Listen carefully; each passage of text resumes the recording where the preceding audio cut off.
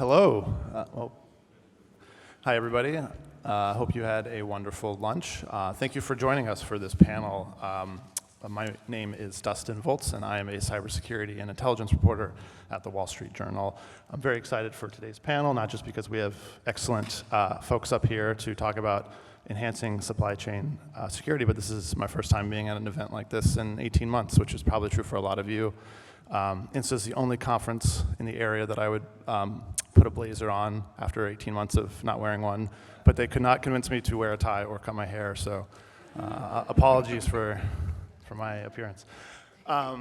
Before we get going, I do have a couple just quick announcements, housekeeping items that INSS wants me to mention. And so the first is the most important, because we want this to be a very collaborative, engaging panel. If you do have questions, we would ask you to write them on an index card on your chair and hold them up, and so someone from the INSS staff will be able to come by and collect it.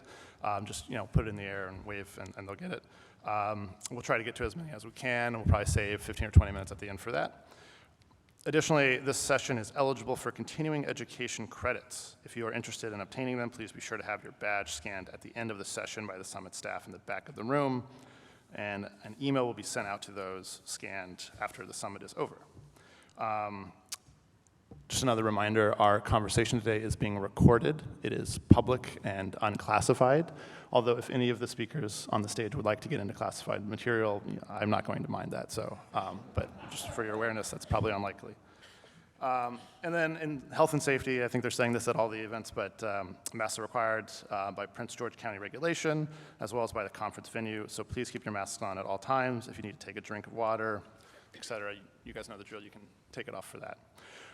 So to start, we regret to inform you that George Bamford of the ICT Supply Chain Risk Analysis Program, manager at CISA, is unable to join us. He had a last-minute conflict. I think it's because he was afraid of the withering questions he was going to get today.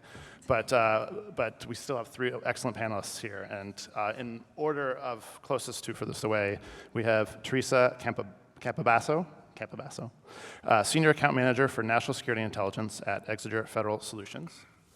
To her left, we have Mr. Monty McGee, Associate Director at the Cyber Readiness Institute. And finally, we have Jeanette McMillan, Deputy Assistant Director for Supply Chain, National Counterintelligence and Security Center, or NCSC, at the Office of the Director of National Intelligence. You can find their full bios online. So with that, I would like to get started. Okay, so I want this to be, like I said, very interactive, so think about your questions as we go along, but, and I also want this to be very forward-looking, but I think just to start, I want to kind of take a step back. It's been an interesting year with a lot of really high-profile cyber attacks, and supply chain attacks seem to be one that have gotten a lot of attention. You, of course, have the Kaseya ransomware attack, but there's also a little known, I don't know if you guys heard about this one, it didn't get a lot of attention, but there was a Solarwinds hack that was disclosed at the end of the Trump administration, December of last year, affected sort of by differing amounts, roughly 100 private sector companies at least, as well as 10 federal agencies. So I'd like to start there, because I think that was really a watershed moment for supply chain cybersecurity and sort of how we think about the problem. So I'd like to ask each of you, and maybe we'll start with Jeanette, if that's okay, since you're our government representative. What did we learn from SolarWinds? What did that episode show us, and how is it providing an opportunity to change or improve the approach from the federal government's perspective or the private sector's perspective to supply chain security going forward? Can you hear me? Okay. Good afternoon, everyone. Thank you so much for joining us, and definitely thank you, Dustin, for moderating this panel. Normally at this time, especially during the afternoon, I like to just do a plug out to all of our supply chain risk management folks and say, sit back and relax and listen to the smooth sounds of supply chain risk management. And I think that's one of the things that we realized with SolarWinds, because we're going to sit back because the hits are just keep on coming. And one of the lessons learned and take away was that we had been preaching patch, patch, patch the entire time. Make sure you have clean cyber hygiene. Strap on your cyber seatbelts and get ready for the ride, because if you want to survive this thing, you're going to need to be prepared with security. And not a little security tacked in on the end, but security baked in. Well, this was security baked in.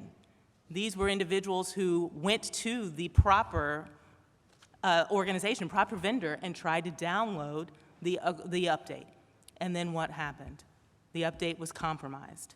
There was a very sophisticated state actor, state-sponsored actor, that had gotten into the DevOps environment. What do you do then? How do you tell customers what they need to do at this point in time? So that was a huge, huge lesson learned. But it also allowed us to say, hey, this is the time where we need public-private partnership 100%. And I think that's what you can see in the executive orders that followed, in the actions that were taken, and in bringing in public-private partnerships to make sure that we understood that this wasn't something that the government could do alone. So this was definitely the start, I think, and we'll get into the executive order and some of the things that came out of that. But we'll get into that really needing to know that this is a whole-of-nation approach, and that we're not going to be able to do this alone. So those would be my kind of opening thoughts with regards to that big lesson learned from our Solarwinds hack.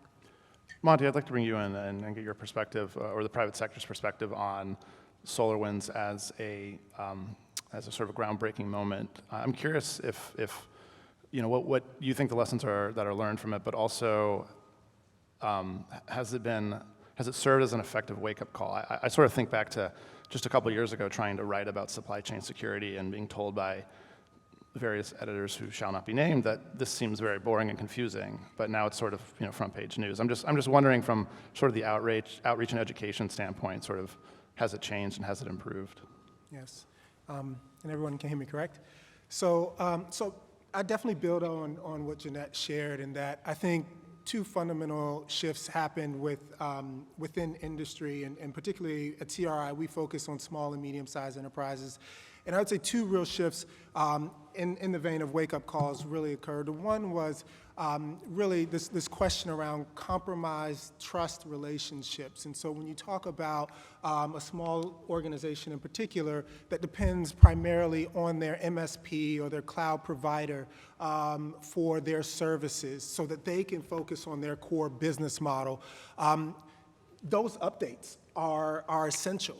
And if now they are having to question the safety of those updates, then I think that truly changes the model and the conversations that we're now having with those organizations around additional steps to take. And those get into how to properly engage with your MSP or your third-party service provider to ensure that not only on the front end when we're talking about prevention mechanisms, but also on the back end in response, what should you expect from them when you experience an incident? And I think those are difficult questions that, and conversations that a lot of organizations just have not had yet. The second piece is really on the enhanced threat sophistication.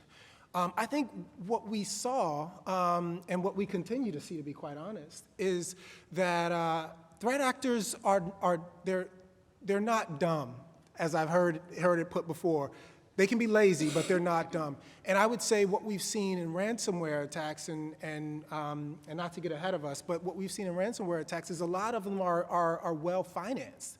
And so when we think about the organizations that we work with, the small and medium-sized organizations, we're also conscious that many of the threat actors are operating like structured businesses, right? And so they have financing that enables them to get more advanced tools, which presents even more dangerous threats to the organizations that we work with. So I would kind of characterize it in those two ways. One, the compromised relationship between your service provider and your organization. And then two, the elevation and sophistication that we're now seeing and having to be honest about in terms of the threat actors.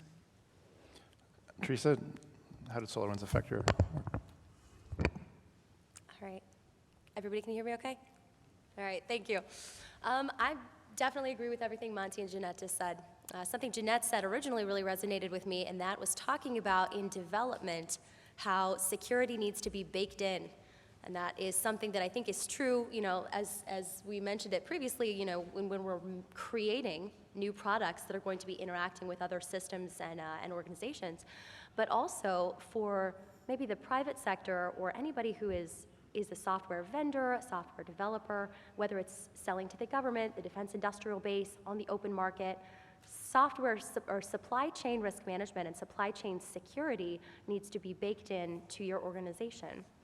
What I mean by that is, oftentimes we see organizations that have a supply chain risk management program, if at all, it's often a collateral duty, or maybe it's a function of their acquisitions team, and that's a great start.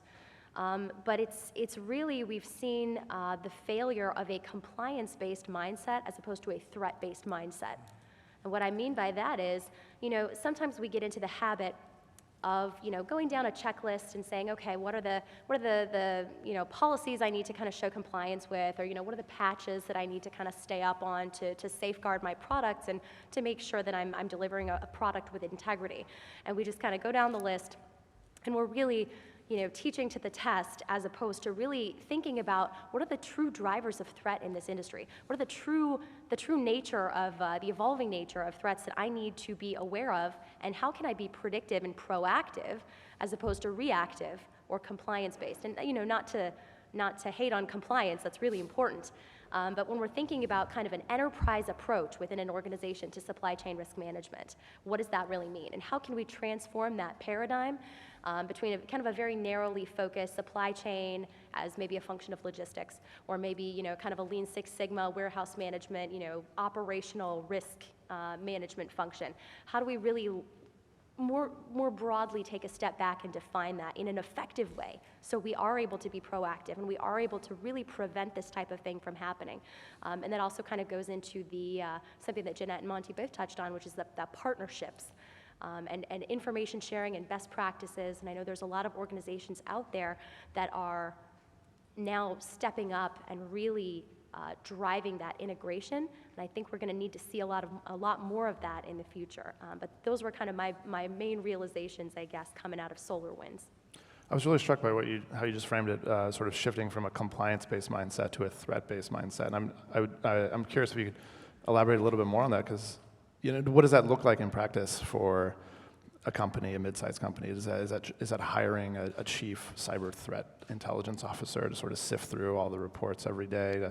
Obviously, I think part of it's working with the government much more collaboratively, but I assume if you're a company that is working in a space that's outlined in China's 5-year plan, and it's a sensitive area, you might want to be aware of sort of how these Chinese threat actors work. But how do you in practice sort of get more into a threat-based mindset, I guess? This is probably my favorite question that I've ever been asked. Oh my gosh, I have so many thoughts. All right.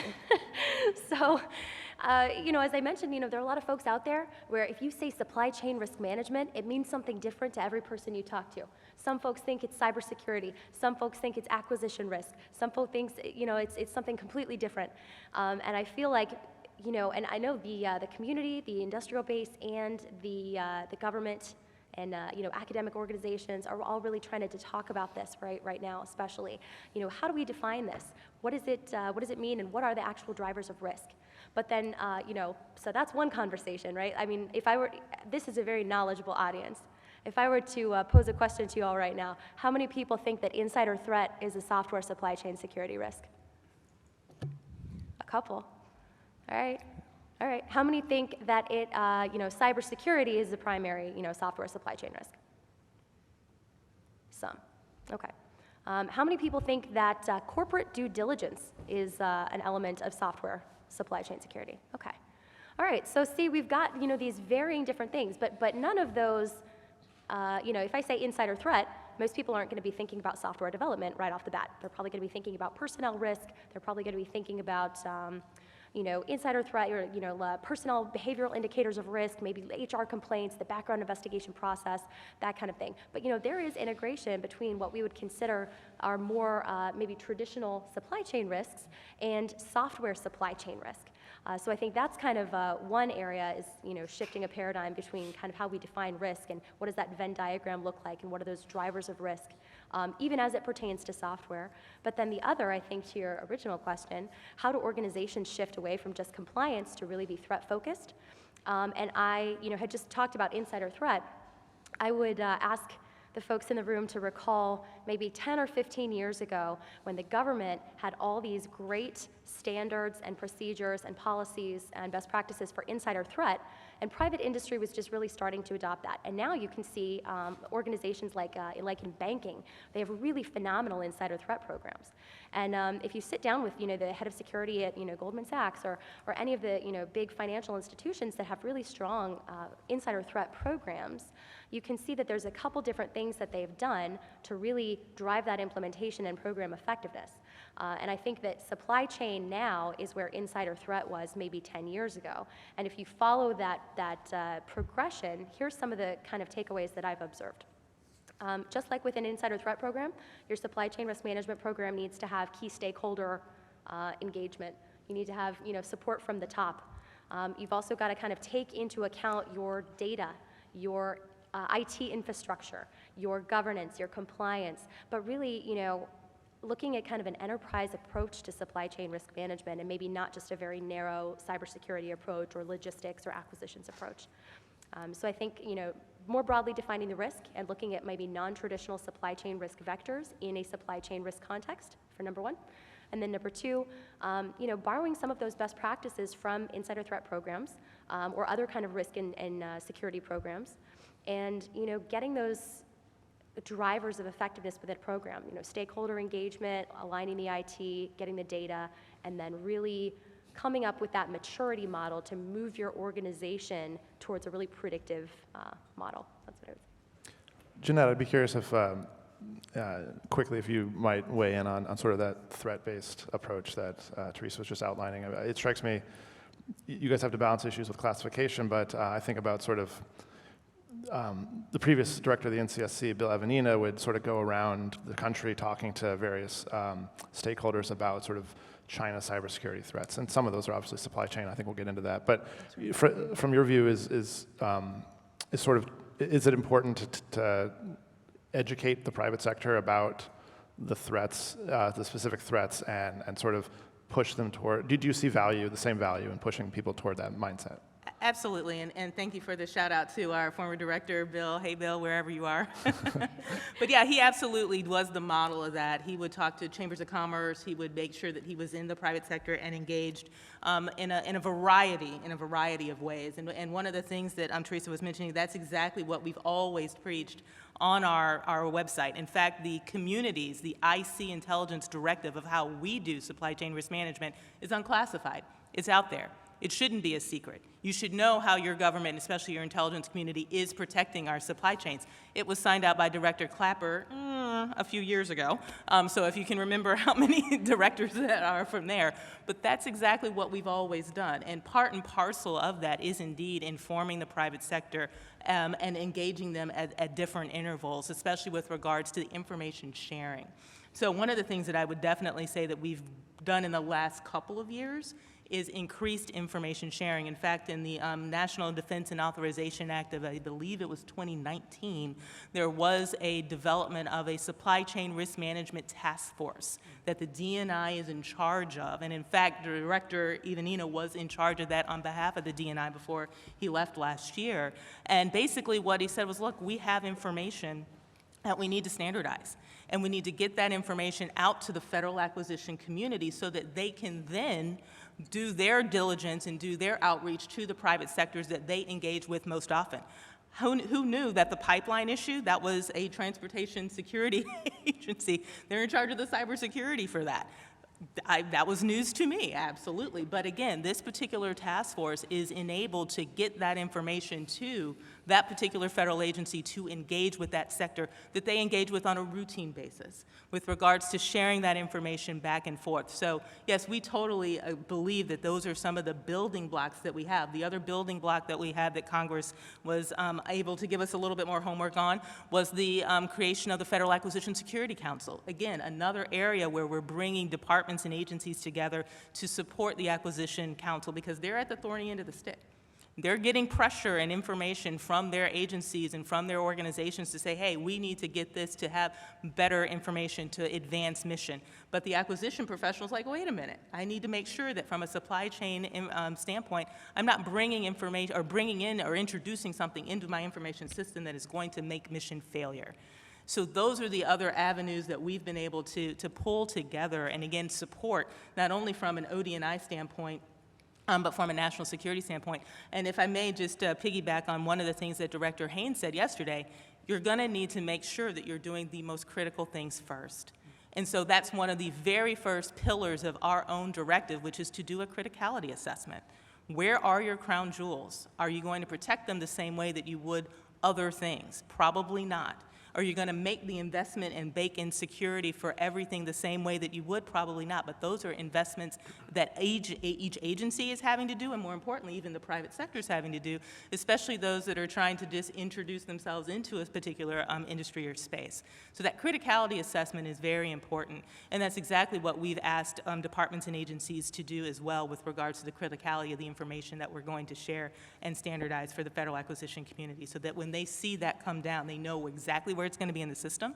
They know what types of information are going to be needed and going to transverse that, and what kind of data access that we're going to have. So those are another couple levers, in addition to the executive order, which we're still getting to. I know we are. Yeah. But that's definitely something that I think we've been able to pivot from just recently with regards to some of the things that have been there. Yeah. Monty, I can see you want to weigh in. Thank you. And I just wanted to, again, pick up on Jeanette's point, that latter point about the criticality analysis. I think one of the things that we really try to focus on with the companies that we work with is understanding that prioritization, understanding that you may not have the spend to accomplish every tool and or to acquire every tool and technology that you desire. However, if you have a better understanding of your assets, have a better understanding of how to prioritize those assets, then you're much better structured in the event of an incident. And I think that at times is a challenging process to go through. I think one of the things, and I know we're going to talk a little bit more about it later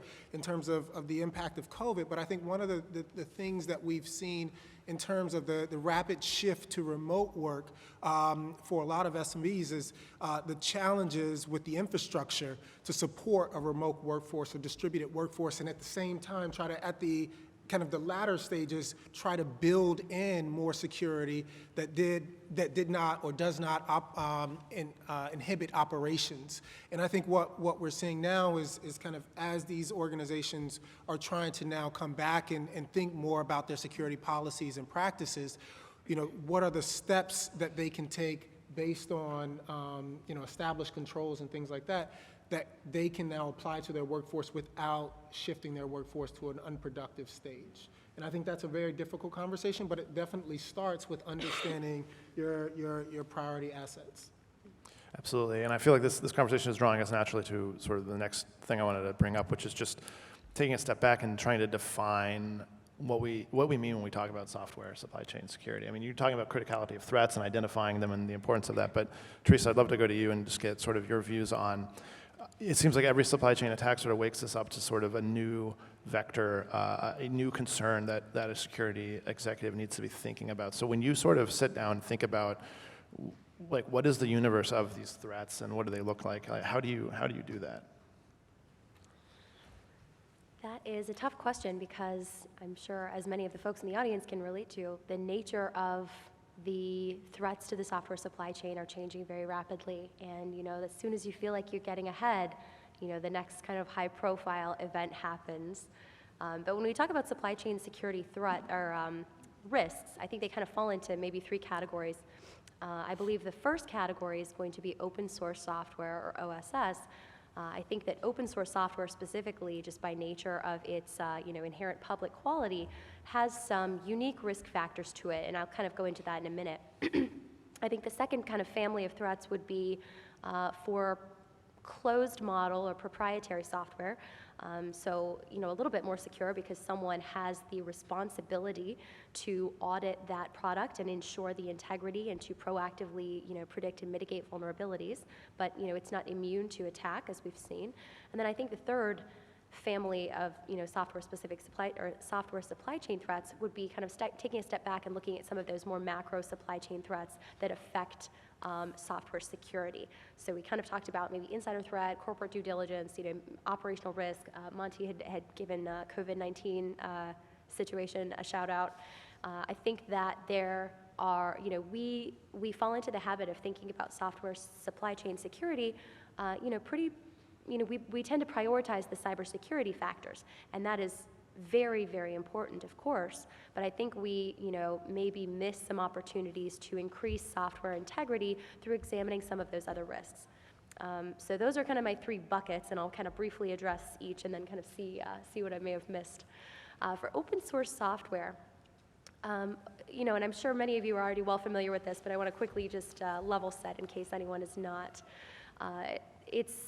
It's got this great advantage in its public nature, right? Anybody who's looking to develop software doesn't have to reinvent the wheel or build something from scratch. There's this great library of previously created software blocks out there that we can use as building blocks to develop a really excellent product in a reduced time. There are a lot of advantages to open source software. That being said, the public nature can also create some vulnerabilities. So we've got, as opposed to a closed model software where there is a team assessing the security and doing kind of health and wellness checks on this product and proactively identifying vulnerabilities, open source software does not have dedicated support. There is not a team of individuals who have been tasked with maintaining the security of this code. It's just out there.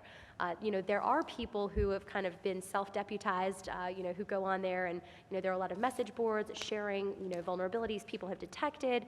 There is a very active community out there who is invested in identifying vulnerabilities and sharing them so that they can be patched.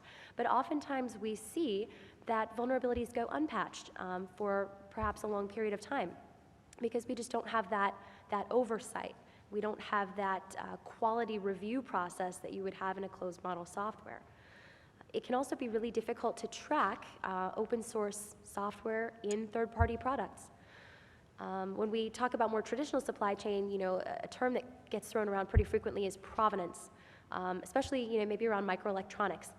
Think about, microelectronics chipsets that you're putting into something, right, or a circuit board, and you want to know the provenance of all those components. Where did they come from? Where were the, semiconductors fabbed? How did they get to my finished assembly? And that's going to help me determine the risk in that assembly.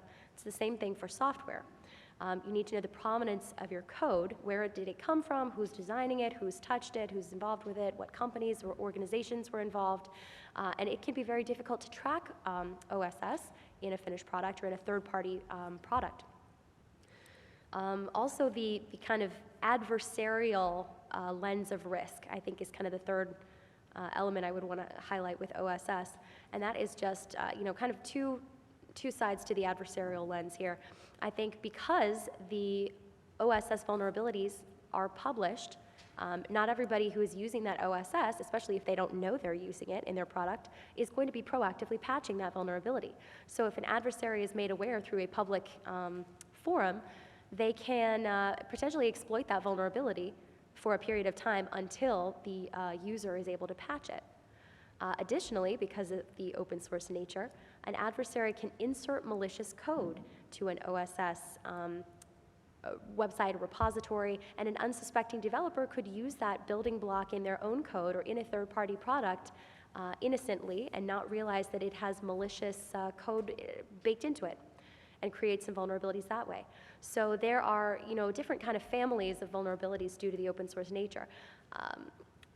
So with closed model software, obviously some of those same vulnerabilities apply. You're obviously going to get adversarial attacks on closed model software as well.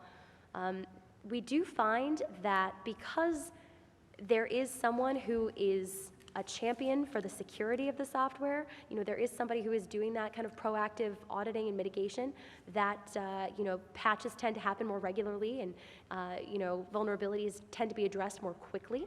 But there are some companies who sell these software products to the federal government who may also have foreign government customers.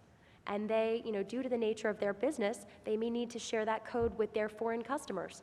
And we may not understand or have any verification that those foreign end users are going to keep that code protected to the same degree that our our domestic government customers would do. So that could create some vulnerabilities too, because we just have this lack of oversight or lack of control over that code, which I think we've seen that become a problem. And then, I've already spoken a little bit about this. I'll briefly touch on it, just kind of the macro supply chain risks.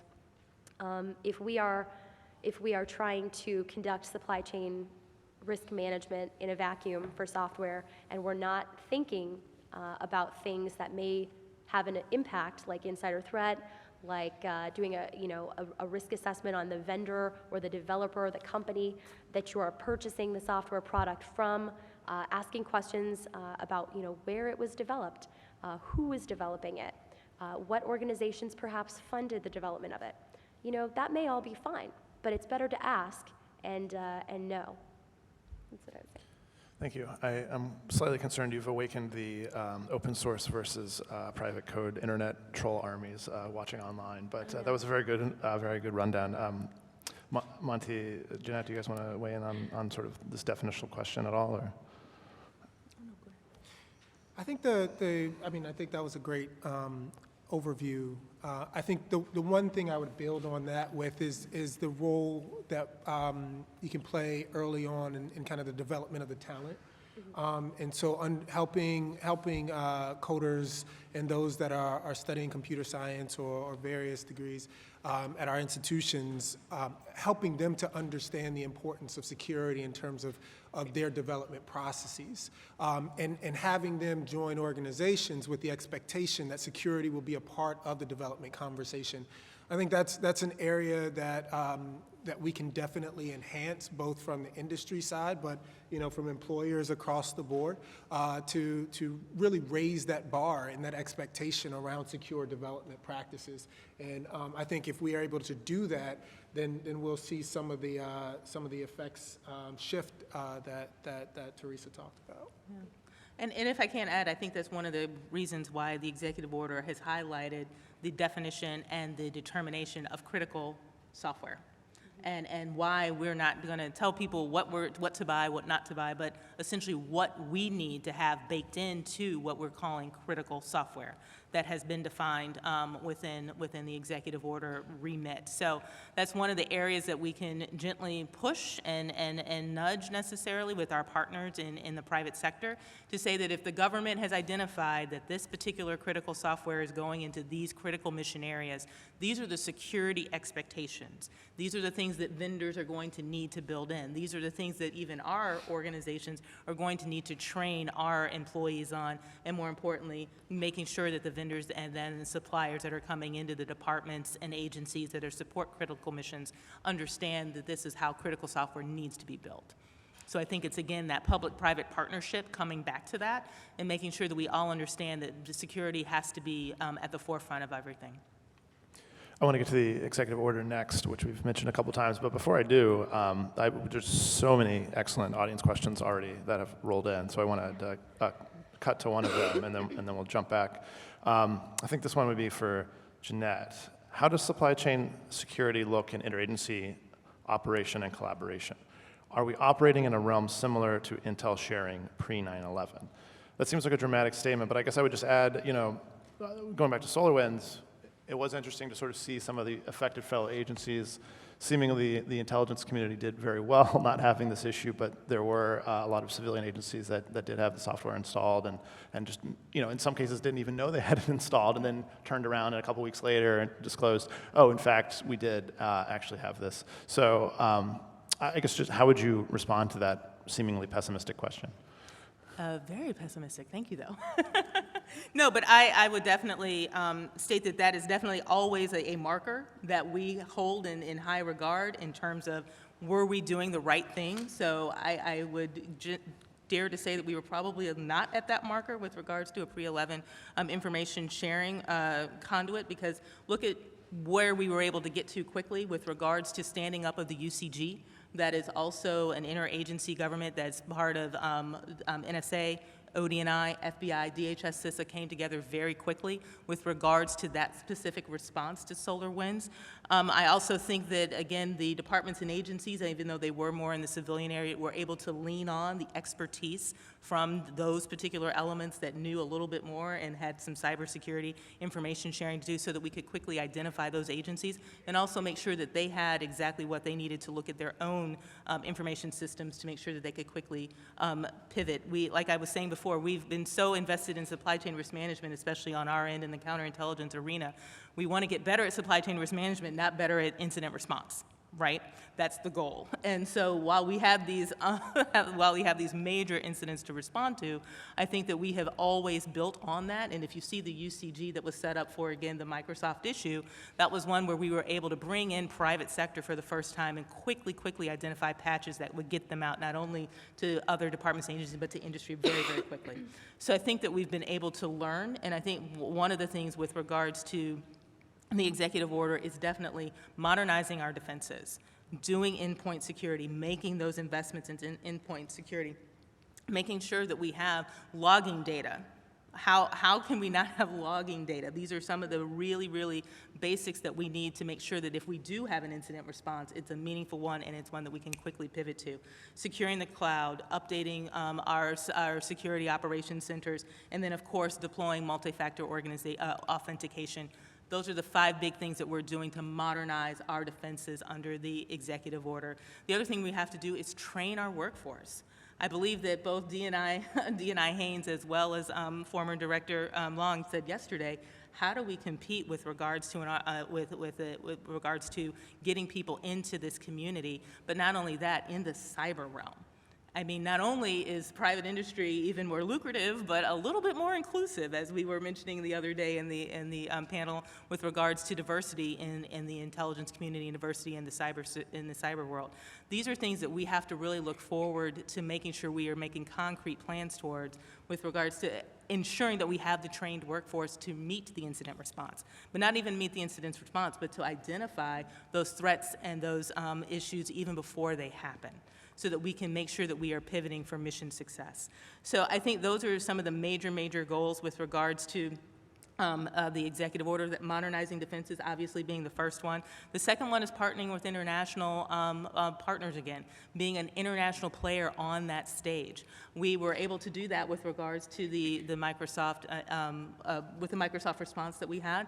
I mean, NATO, EU, G7, all of those partners came together to basically name and shame the MSS for actually participating in that particular attack. And that was definitely one where we were like, okay, how do we pivot very quickly? The UCG and the efforts that we had on the government were able to allow us to do so. And then finally, we're trying to make sure that we're postured to compete effectively. And that's, again, we're not trying to tell people what we're doing with regards to what the government will or will not buy, but what we're saying in terms of the things that we're putting together with the contract language, with regards to reporting on the breaches, with regards to making sure that we're making a new requirement for secure critical software.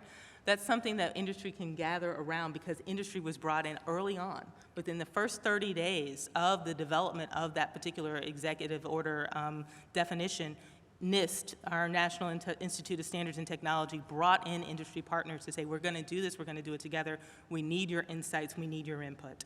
So because of that particular engagement, we know that we've got something that industry can at least stand behind and make sure that this is something that they're building to that scale. But not only that, who doesn't want a better product? Who doesn't want a more secure product? And I think that that's something that industry can truly get behind, as we, the government, have decided on ourselves that we're going to spend taxpayer dollars on the most secure software that we have for our critical missions. Monty, do you want to chime in on sort of the industry's perspective on the executive order, like what the impact has been from sort of how you do your work with working with these private sector organizations, and just, I don't know, thumbs up, thumbs down, good EO, bad EO? Any thoughts? Well, I'll say an encouraging EO. I think the encouraging sign is the emphasis on partnerships. I think, across the, yesterday and today, one of the consistent things that I've heard from government representatives is an emphasis on partnering with industry representatives. And I think that's how we move forward. It's commonly said that this is cybersecurity is a team sport. Supply chain risk management obviously is as well. And I think one of the things that we see as we look at the executive orders is kind of additional seats at the table earlier on, right?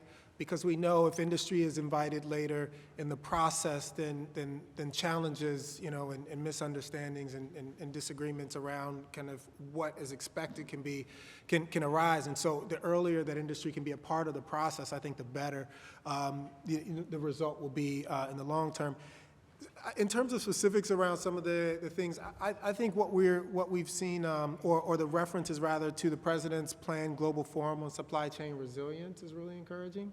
I think that could represent a key opportunity to kind of actualize the commitments that we've heard from the administration. I think just more broadly, even beyond the executive orders, I think some of the actions that the government is showing are really encouraging.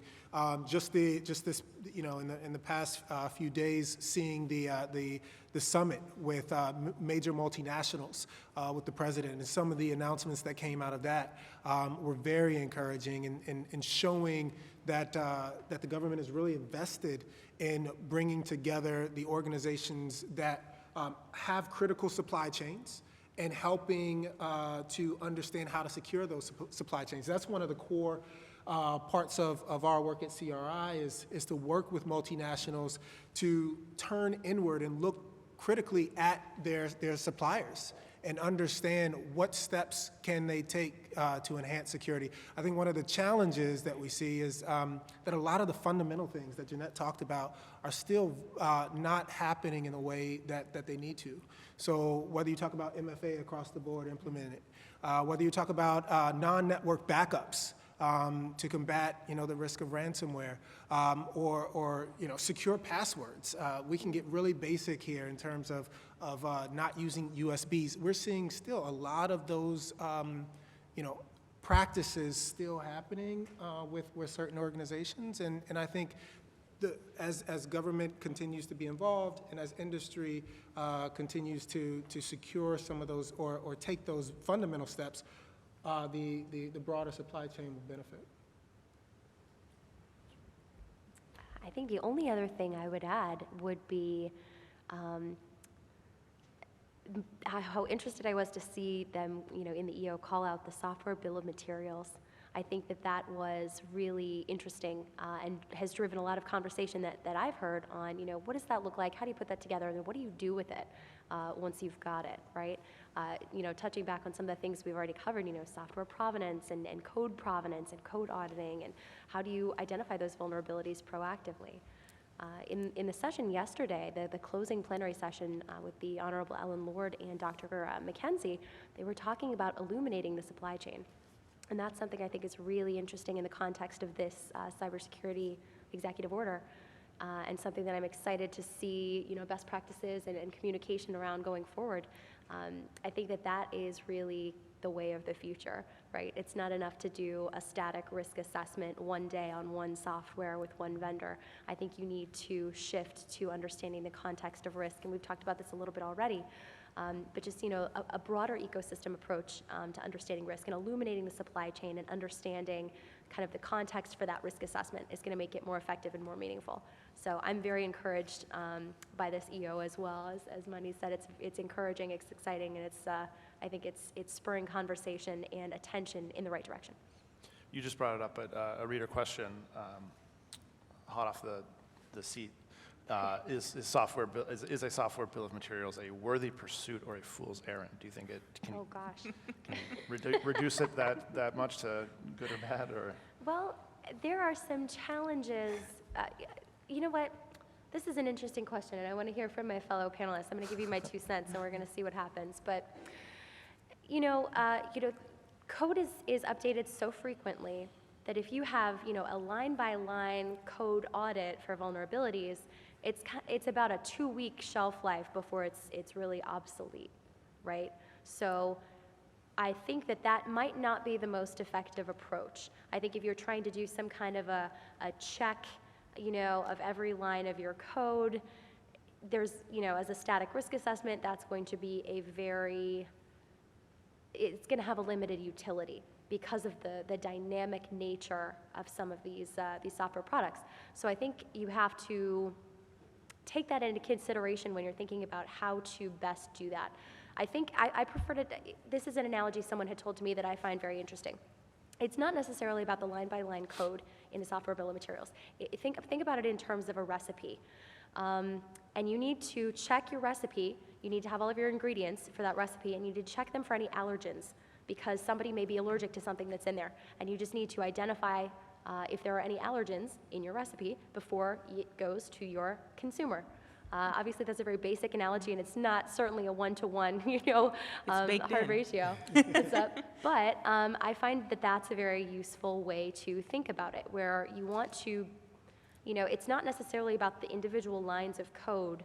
It's more about the vulnerabilities as a whole. So I think a software bill of materials is a useful product, but it just depends on the context in which you want to use it and kind of how you understand vulnerabilities. But I would also ask my colleagues for their thoughts. If I can jump in there. But no, I totally agree with you, Teresa. That's one of the things that I use. I am not a code developer or an IT professional. I'm a recovering attorney, actually, by trade. But I do bake, and I can understand the ingredient list. And if you've got an ingredient list that calls for melted butter and eggs, if you know that both of those things are in there, you better be careful putting them in together because you'll get scrambled eggs, right? Anybody else had that happen? Okay, maybe it's just me. But that's the point. If you actually know what's in there, and it's not necessarily that what's in there is bad or vulnerable or anything together, but you put them together, what does that do for that particular product? What does that do for that functionality? What does that do in your system? So yes, software bill of materials is not going to be the ultimate providence necessarily, and it's certainly not going to give you the code by code, but at the very least, it's a start. So that way we can start to look at our asset management. So that way we can start to look to say, okay, at least what version are we operating under? And more importantly, is that version even available, serviced, or is it completely out of date, thus making it even more vulnerable? So yes, I like the recipe analogy. It's very good, but I do believe that it is definitely a starting point in terms of just asking what's it going to be there. And it doesn't have to be printed onto the back of every package. It can be posted on the website. We can make this real simple. But at the very least, it's at least an expectation that we believe vendors should be able to give to their consumers. I'll just be very quick. I think conceptually it's starting the right conversations and getting the right thinking going. In terms of implementation, I think there are challenges to implementing that in a way that's not burdensome on industry. Mangoes are my food allergy, if anybody's wondering. But that was a great analogy. I want to get to China in a minute, but there's just so many great usually the audience questions are not that great, but you guys are really coming through. I'm just being candid. But so here's one. This came up earlier, insider threats. I think, Teresa, you brought this up, but I'd be curious if any of you want to chime in. How can organizations mitigate insider threats to software supply chain security? If a programmer wants to sabotage software, how likely, realistically, are those actions going to be identified? There are a number of things that companies, maybe some in this room, are working on in terms of behavioral analytics and really charting out how a user normally operates on a network and establishing that baseline, and then any departures from that, having an alert system within. I think the challenge is there, and this is one that organizations are facing even now, is the overload of alerts across your enterprise. And so I think even with kind of advanced approaches, I think on the back end you still have to address how do you manage all of the information that's coming into your security professionals within your perimeter. I also think that just in terms of kind of the general approach here, if we're able to come back to kind of the fundamentals for a lot of organizations, in terms of the training on how to operate on networks, what are secure practices, then I think that will empower the workforce as a whole to be more secure online. When it comes to the insider threat there, I think what we're seeing is, certain threat actors are even posting on message boards advertisements for you to assist in them compromising your organization. Right. And that gets back to one of the points I made earlier in terms of the more sophistication and professionalism that we're seeing in the threat environment. And so those are concerning, but I think between training, between having more advanced capabilities on the network to track behavior, then those maybe are two ways that organizations can begin to really prepare for that. I would agree. And if I can piggyback on that too, just, I will not be able to go back to the office without saying this. It is Insider Threat Month, National Insider Threat Month here in September. So what we've been trying to basically promote, again, is making sure how that insider threat comes with a cybersecurity issue and a nexus. And I've seen some of those advertisements as well. And yes, you can have the automated tools, you can make sure that that's, but it's a mindset change of less privilege. Do you really need access to that data, to that information, in order to do what we've asked you to do with regards to either the industry, to the mission, or to the priority goal?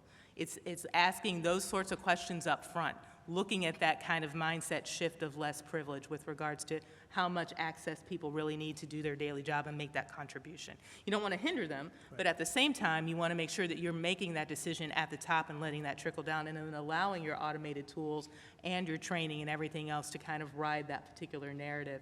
And the other thing is that making sure that people understand and are aware that there is consequence to them.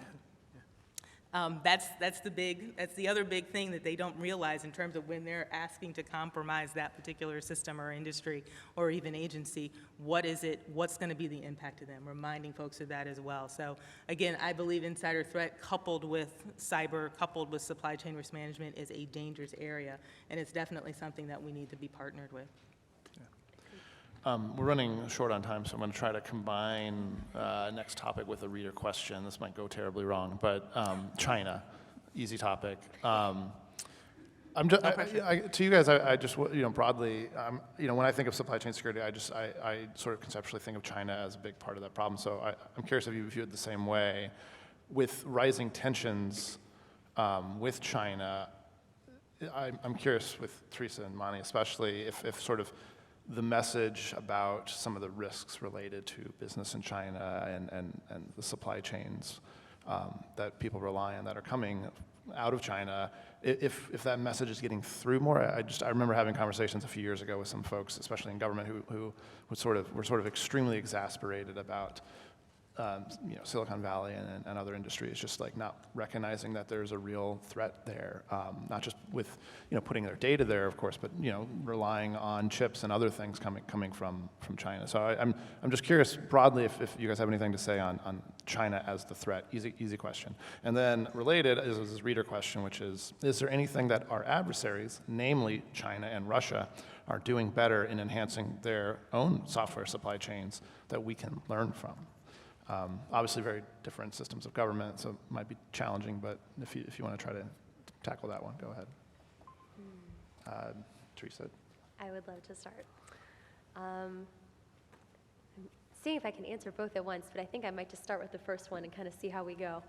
But, and I know there was another session earlier today that was really focused on all of the aspects of kind of China as an economic competitor, as a really a foreign adversary, and is one of the most prolific proponents of cyber attacks on U.S. both government and defense industrial base interests.